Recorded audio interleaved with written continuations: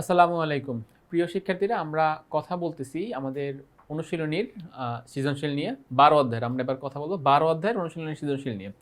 তো চলো তাহলে আমরা উদ্দীপকটা একটু পড়ি। উদ্দীপকটা পড়ে উদ্দীপকের মূল কথাগুলো বোঝার চেষ্টা করি, প্লাস এখান থেকে প্রশ্নগুলোর অ্যান্সার করি। আচ্ছা, কি বলতেছে এখানে দেখো। ডাক্তার চন্দ্রার গৃহকর্মীর বদহজম হওয়ায় গৃহকর্মী বিশ্রাম নিচ্ছেন। গৃহকর্মী বলতে জাস্ট ঘরের যে কাজকর্ম করে এরকম কোন একটা পার্সনকে সে মিন করছে। আচ্ছা, হঠাৎ বাড়ির ফ্রিজটি বিকল হওয়ায় ডাক্তার চন্দ্রা বাজার থেকে আনা কাঁচা মাছ, মাংস, লবণ, হলুদ, বেকিং পাউডার এবং ভিনেগার দিয়ে নিয়ে চিন্তায় পড়েছে। দেখো কি কি উপাদান আনছে বাজার থেকে, আমরা যদি লিস্ট করি। কাঁচা মাছ মাংস আনছে, দেন বাজার থেকে লবণ আনছে, দেন হলুদ আনছে, দেন বেকিং পাউডার আনছে এবং ভিনেগার আনছে। সো এই উপাদানগুলো সে বাজার থেকে নিয়ে এসেছে। ইতিমধ্যে গৃহকর্মী গোপনে বেকিং পাউডার খেয়ে সুস্থ বোধ করলেন। মানে যেহেতু তার বদ হজম হয়েছে, সেই বদ হজম থেকে সে মুক্ত পাওয়ার জন্য সে গোপনে বেকিং পাউডার খেয়ে সুস্থ বোধ করলেন। ডাক্তার চন্দ্রা ঘটনাটি জেনে ভবিষ্যতে তাকে এটি খেতে নিষেধ করলেন। মানে এখানে হলো একটা বোঝাচ্ছে আর কি, যে সে বেকিং পাউডার কিন্তু গোপনে খেয়ে ফেলছে এবং সে ভালো হয়ে গেছে, বাট এই যে ডাক্তার চন্দ্রা তাকে হচ্ছে এই বিষয়টি নেক্সটে আর কন্টিনিউ করতে নিষেধ করেছেন যে এরকম আর করবো না। আচ্ছা, এবারে চলো প্রশ্ন যাই। আমাদের প্রথম প্রশ্ন, গ্লাস ক্লিনারের মূল উপাদান কি? গ্লাস ক্লিনারের মূল উপাদান অ্যামোনিয়া, NH3, অ্যামোনিয়া। এখান থেকে দেন আমরা পানির সাথে বিক্রিয়া করে অ্যামোনিয়াম হাইড্রোক্সাইড তৈরি করি, এবং দেন সেই অ্যামোনিয়াম হাইড্রোক্সাইড থেকে আইসোপ্রোপাইল অ্যালকোহল সহ মিশিয়ে গ্লাস ক্লিনারের উপাদান তৈরি করা হয়। আচ্ছা, গেল এটা। নাম্বার 2, আমাদের দেশে অ্যামোনিয়া শিল্পে বাতাসের ভূমিকা কি? বাতাস কিভাবে অ্যামোনিয়া শিল্পে ভূমিকা রাখতে পারে সেইটা আসলে আমাদেরকে এখানে জানতে চাচ্ছে আর কি। আচ্ছা দেখো, এবার যাচ্ছি আমরা আমাদের সেকেন্ড প্রশ্নে। কি বলতেছে যে আমাদের দেশে অ্যামোনিয়া শিল্পে বাতাসের ভূমিকা রয়েছে। শিল্প কারখানায় আমরা যেই প্রসেসটা ফলো করি অ্যামোনিয়া উৎপাদনে, সেই প্রসেসের নাম হচ্ছে হেবার প্রণালী। অ্যামোনিয়া গ্যাস উৎপাদন করা হয়। এবার আসো এই যে এখান থেকে, এক্ষেত্রে কাঁচামাল হিসেবে বায়ুর নাইট্রোজেন, এই কথাটা খুবই গুরুত্বপূর্ণ। তোমরা জানো যে বাতাসের যে মূল উপাদান, সেই উপাদানের মধ্যে প্রায় 78% রয়েছে নাইট্রোজেন, 21% অক্সিজেন এবং বাকিগুলো হচ্ছে অন্যান্য উপাদান। সো আমরা বাতাস থেকে প্রায় 78 ভাগ নাইট্রোজেন গ্যাস এখান থেকে পাচ্ছি আর কি। এবং প্রাকৃতিক গ্যাস থেকে প্রাপ্ত হাইড্রোজেন, প্রাকৃতিক গ্যাস থেকে মিথেন থেকে আমরা কি করতেছি, হাইড্রোজেন গ্যাসটাকে কালেক্ট করতেছি। কালেক্ট করে আমরা নাইট্রোজেন এবং হাইড্রোজেনকে কত অনুপাতে মিশাচ্ছি? 1:3। মানে নাইট্রোজেন যদি 1 ভাগ থাকে, হাইড্রোজেন থাকবে নাইট্রোজেনের তুলনায় 3 ভাগ, অর্থাৎ নাইট্রোজেন যদি 3 হয় হাইড্রোজেন 9 হবে, নাইট্রোজেন 4 হলে ও 12 হবে, এইভাবে আর কি 1:3 অনুপাতে আমাদেরকে মিশ্রিত করব। তাহলে মূল অ্যান্সারটা কিন্তু আমরা এখানেই বলে দিচ্ছি যে আমাদের বাতাসটা এই জন্য গুরুত্বপূর্ণ যে আমাদের বাতাসের যে 78 ভাগ নাইট্রোজেন, এই নাইট্রোজেনটাকে আমরা এখানে কাজে লাগাচ্ছি। আবার প্রাকৃতিক গ্যাসের মধ্যে থেকে আমরা যে মিথেন, সেখান থেকে আমরা হাইড্রোজেন গ্যাসটাকে সেখানে কাজে লাগাচ্ছি আর কি। হাইড্রোজেনটাকে সেখান থেকে মানে বের করে আনার চেষ্টা করতেছি। চেষ্টা করে নাইট্রোজেন এবং হাইড্রোজেনকে 1:3 মানে 1:3 অনুপাতে সেখানে মিশানো হচ্ছে। এখানে আরও কিছু ইম্পর্টেন্ট ব্যাপার থাকে, যে এখানে প্রভাবক হিসেবে ব্যবহার করেছি আয়রন চূর্ণ। 200 থেকে 50 ATM হচ্ছে গিয়ে চাপ, আর 450 থেকে 550 ডিগ্রি সেলসিয়াস কি তাপমাত্রা। তো এই যে এগুলো আমরা এখান থেকে জাস্ট নিয়ে আমরা এখান থেকে কি করতেছি, আমরা এখান থেকে 2NH3 বা অ্যামোনিয়া এখান থেকে আমরা উৎপাদন করতেছি। ওকে, সো এখানে এবং আরেকটা জিনিস দেখো, এই বিক্রিয়াটা কি একটা তাপ উৎপাদী বিক্রিয়া, মানে এই বিক্রিয়ার ফলে তাপ উৎপন্ন হচ্ছে। সো এখান থেকে আমরা পাচ্ছি প্রায় 92 কিলোজুল তাপ। ওকে, তাহলে আমরা ক্ষয়ের প্রশ্নটা এখানে বুঝতে পারলাম। আচ্ছা, আমরা যাচ্ছি গ এর প্রশ্ন। দেখো, তাৎক্ষণিক ব্যবস্থা নিতে ডাক্তার চন্দ্রা মাছ মাংস সংরক্ষণের জন্য গৃহকর্মীকে উদ্দীপকের কোনটিকে ব্যবহার করতে বলবেন, ব্যাখ্যা করো। অর্থাৎ আমাদের এখানে যে উপাদানগুলো আছে, দেখো লবণ রয়েছে, হলুদ রয়েছে, বেকিং পাউডার রয়েছে, ভিনেগার রয়েছে। সো এই 4টা উপাদানের মধ্যে আসলে কোনটা দিয়ে তাৎক্ষণিকভাবে মানে কাজ চালানো যাবে।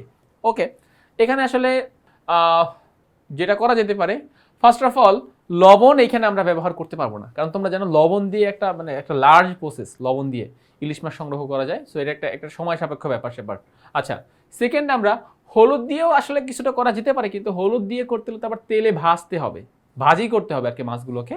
তো সেই হিসেবে হলুদটা ব্যবহার করা যেতে পারে। বাট সব থেকে যে সুন্দর যে উপাদানটা সেটা হচ্ছে ভিনেগার। আমরা ভিনেগার দিয়ে কিন্তু হচ্ছে কাজে বেশ কিছুদিন মাছ মাংস সংরক্ষণ করতে পারি। কিছুদিন না, চাইলে কিছু মাসও চাইলে সেখানে কাজে লাগানো যায়। সো আমরা এখন ভিনেগারকে হাইলাইট করে এটার অ্যান্সারটা করব। বাট আমি আগেই বলে দিয়েছি তোমাদেরকে যে যদি হলুদ দিয়ে অ্যান্সার মানে হলুদটাকে যদি কেউ হাইলাইট করতে চাও, তখন তাকে তেল নিয়ে আসতে হবে, যেহেতু উদ্দীপকে তেলের কথা মেনশন করে নাই, এই জন্য আমরা ওটা সে আসলে যাচ্ছি না। বাট হলুদ দিয়ে চাইলে এই কাজটা করা যেতে পারে। আচ্ছা, তো ভিনেগারের সংকেত কি? ভিনেগারের সঙ্গে হচ্ছে ethanoic acid, CH3COOH, ethanoic acid. Ethanoic অ্যাসিডকে যখন আমরা অ্যাকোয়া সলিউশন করবো, অ্যাকোয়া সলিউশন করতে তো পানি লাগবে, কারণ আমরা জানি যে নর্মাল অ্যাসিড যখন পানি মিশ্রিত না হয়, মানে যখন অ্যাসিডের সাথে পানি মিশ্রিত, মানে অ্যাসিড যখন পানির সাথে মিশ্রিত না হয় তখন সে হাইড্রোজেন আয়ন দান করতে পারে না। এজন্য আমরা এই অ্যাসিডটাকে হাইড্রোজেন পানির সাথে মিশ্রিত করলাম, মিশ্রিত করে আমরা সেখান থেকে দেখো হাইড্রোজেন আয়ন পাচ্ছি এবং ইথানয়েড আয়ন পাচ্ছি, CH3COO- আয়ন পাচ্ছি। এবার এই যে হাইড্রোজেন আয়নটা আমরা এখানে পেলাম, তোমরা মনে রাখবা এই হাইড্রোজেন আয়নের একটা বিশেষ ক্ষমতা রয়েছে। সেই কি বলতো, সে যেই কাজটা করতে পারে, হাইড্রোজেন আয়ন যেই কাজটা করতে পারে, হাইড্রোজেন আয়ন যখন মানে এই যে হাইড্রোজেন আয়নের যে ঘনমাত্রা, এটা শক্তিমাত্রা রয়েছে, সেখানে কি করতে পারে না, জীবাণু বাঁচতে পারে না। মানে কোনো যে ব্যাকটেরিয়া বা অন্যান্য উপাদান যে আসবে সেখানে, সে এই ব্যাকটেরিয়ার মতো অন্যান্য যেই ছোট ছোট যেই মানে ইগুলো রয়েছে, এরা কিন্তু সেখানে এসে মাছ মাংসকে পচাতে পারবে না। এই অণুজীবগুলো আসলে যখন থাকবে না, তখন কিন্তু তোমার মাছ মাংস এমনিতেই ভালো থাকবে। তো এখানে গুরুত্বপূর্ণ ব্যাপার, ইথানোইক অ্যাসিডের মধ্যে যে হাইড্রোজেন আয়ন পাই আমরা, এই হাইড্রোজেন আয়নের সংস্পর্শে কোনো অণুজীব থাকতে পারে না। সো ফলে ব্যাকটেরিয়া যদি না আসতে পারে, তাহলে মাছ মাংস অবশ্যই ভালো থাকবে, কারণ সেখানে তো পচানোর মতো কেউ থাকবে না। তো এই জন্য এইটাকে আসলে হাইলাইট করা হয়েছে। দেখো এখানে কিন্তু কথা বলা হয়েছে যে হাইড্রোজেন আয়ন কি করে, ব্যাকটেরিয়ার প্রোটিন ও ফ্যাটকে আদ্র বিশ্লেষিত করে। মানে কি, ব্যাকটেরিয়ার প্রোটিন এবং ফ্যাটকে সে ভেঙে ফেলে। সো ব্যাকটেরিয়া সেখানে সার্ভাইভ করতে পারবে না, ফলে ব্যাকটেরিয়া সেখানে কি হয়, মরে যায়। ব্যাকটেরিয়া মরে গেলে তো সেখানে তো মাছ মাংস পচবে না, কারণ আসলে পচানোর কাজটাই তো করবে ব্যাকটেরিয়া। ব্যাকটেরিয়াই তো এই মূল ভূমিকাটা নিবে যে মাছ মাংস যেন ভালো থাকে,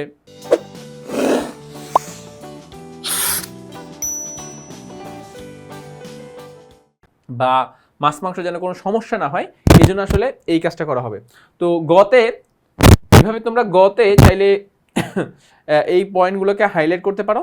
আর যদি ফার্স্টে দেখো আমরা কিন্তু সংজ্ঞাও দিয়েছি যে ভিনিগার কাকে বলে, অ্যাসিটিক অ্যাসিডের 4 থেকে 10% জলীয় দ্রবণকে আমরা কি ভিনিগার বলে, এটা একটা দুর্বল অ্যাসিড।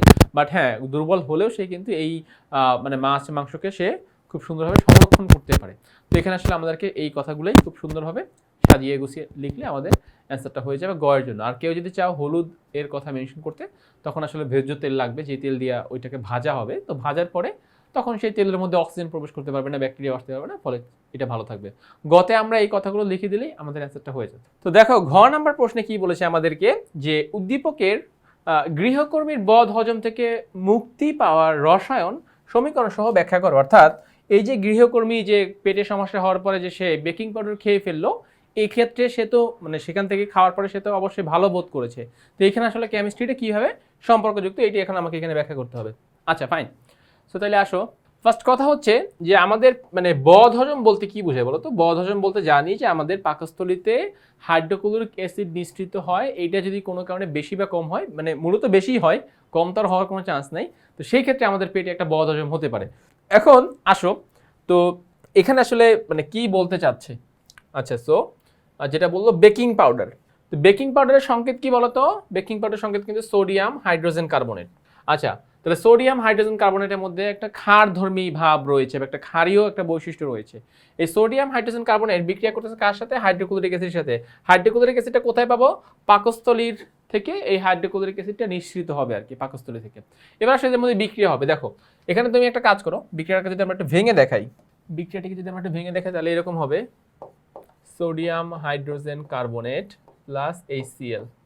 এখন সোডিয়াম হাইড্রোজেন কার্বনেটকে দুই ভাগে ভাগ করো, সোডিয়াম হবে প্লাস আর বাইকার্বনেট বা হাইড্রোজেন কার্বনেট হবে মাইনাস, আর HCl কে দুই ভাগে ভাগ করো, H হবে প্লাস আর Cl হবে মাইনাস। এবার এই হাইড্রোজেন কার্বনেটকে আবার দুই ভাগে ভাগ করা যায়, একটা হচ্ছে কার্বন ডাইঅক্সাইড আর একটা হচ্ছে OH মাইনাস। দেখো কার্বন ডাইঅক্সাইড মানে CO3, তাহলে একটা কার্বন আর দুইটা অক্সিজেন মিলে হলো CO2, আর হাইড্রোজেন আর বাকি অক্সিজেন, যেহেতু তিনটা অক্সিজেনের দুইটা ব্যবহার করছে আর একটা অক্সিজেন আছে, মিলে হবে OH। তাহলে সোডিয়াম যাবে কোথায়? Cl এর কাছে, উৎপন্ন হবে কি? সোডিয়াম ক্লোরাইড প্লাস এই হাইড্রোজেন আর হাইড্রোক্সিল মিলে কি উৎপন্ন করবে? পানি প্লাস আর কার্বন ডাইঅক্সাইড। তাহলে এইখান থেকে দেখো, খেয়াল করো, তাহলে এই যে ক্ষারীয় উপাদান বেকিং পাউডারের মধ্যে যেই ক্ষারীয় বৈশিষ্ট্য রয়েছে বা যে ক্ষারীয় উপাদানগুলো রয়েছে, সেগুলো কিন্তু তোমার অ্যাসিডকে প্রশমিত করতে পারে।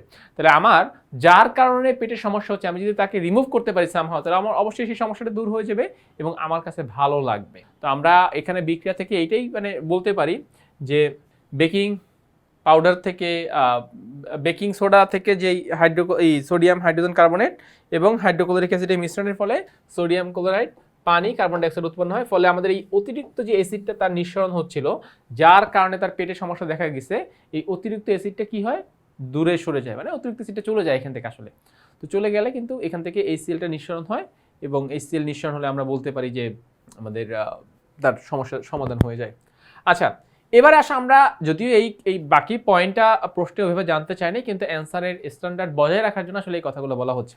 তো দেখো লাস্টে কিন্তু আমরা আরো কয়েকটা পয়েন্ট এখানে অ্যাড করেছি, যে ডাক্তার চন্দ্রা তাকে ভবিষ্যতে এই জাতীয় খাবার খেতে নিষেধ করছেন। এখন কেন নিষেধ করছেন? এই যে সে তো এটা খেয়ে তো সে ভালো বোধ করছে, তার ভালো লাগছে, তার পেটের HCl চলে গেছে, বাট ডাক্তার চন্দ্রা বলছে যে তুমিও ভবিষ্যতে এটা খেও না, এটা বেশি খাওয়া ভালো না। এখন এখানে তার নেগেটিভ দিকগুলো কি কি দেখো। বিক্রিয়ার ফলে কার্বন ডাইঅক্সাইড উৎপন্ন হচ্ছে, এই যে দেখো এই উৎপাদে কিন্তু আমরা কার্বন ডাইঅক্সাইড দেখতে পাচ্ছি, এই যে উৎপাদে কার্বন ডাইঅক্সাইড তৈরি হয়েছে। তো এখানে এই কথাটাই বলতেছে যে বিক্রিয়ার ফলে কার্বন ডাইঅক্সাইড উৎপন্ন হয়, ফলে পেট ফুলে যায়। পেটের মধ্যে অতিরিক্ত কার্বন ডাইঅক্সাইড তৈরি হওয়া, এটা তো নর্মাল সেন্সে ভালো না, ঢেকুর উঠে, পেট ব্যথা এবং অস্বস্তি হয়।